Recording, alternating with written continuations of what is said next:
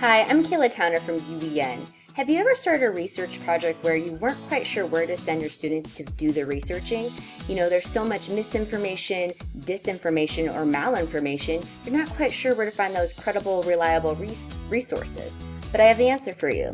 If you go to Utah's online school library, we can try out and research in EBSCO with your students. So come join me.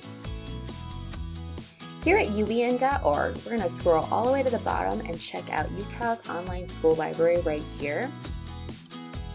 And then once we get inside, we're going to go check out the high school databases. And then we're going to scroll down and we're going to see that there is EBSCO Elementary, Middle School, High School Educators. We're going to check out EBSCO High School right here. And right away when you get in, you'll see that there are 17 different databases that are free to Utah educators, students, and families. There are around 6,000 scholarly articles, trade journals, all located here.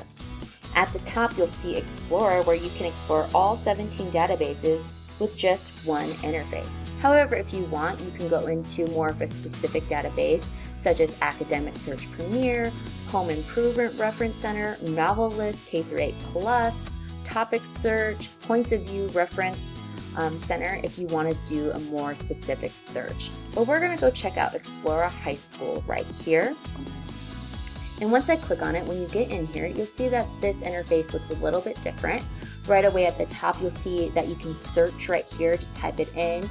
You'll see a point of interest that kind of is right here. It will change depending on the day or a week or even month. You can see discover topics down below if there's something here that catches your interest, or even explore topics such as arts and literature, biography, business and government, current issues, geography, health, history, science, and math.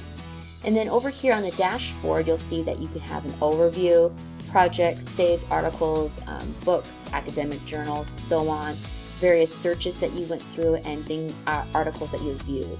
Down below are research tools such as general search or curriculum standards. But I'm going to go to the search and I'm going to type in space exploration, and as you can see, it's a popular search and it comes right up.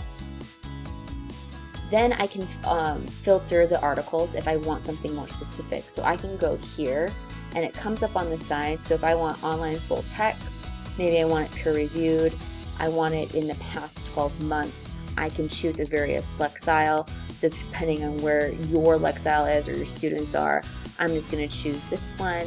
I'm going to pick a source type. I would prefer academic journals, maybe reviews, books, primary documents, magazines. So there are a lot. I'm going to check out the content provider. So if there's something here that you want it to come from, you can click on it. But for now, I want it to keep it broad, so I'm not going to click on any of them.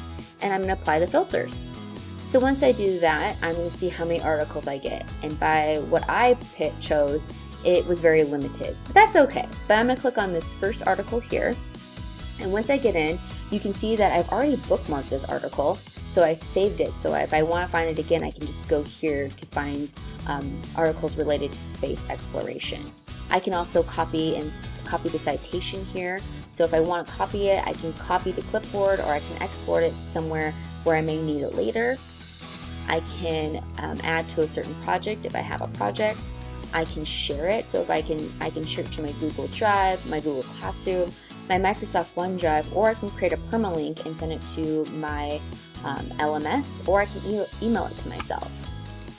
I can also even download this article if needed. Before I get into the article though, I can see the title, the author, the source, the document type, subject terms, full text word count, and a session number if I would want it for some reason right now. But I'm just going to click on the full article, and once you get in, you can see all the same information, but now I can see and read the article and scroll through and see what I want out of this article for my research.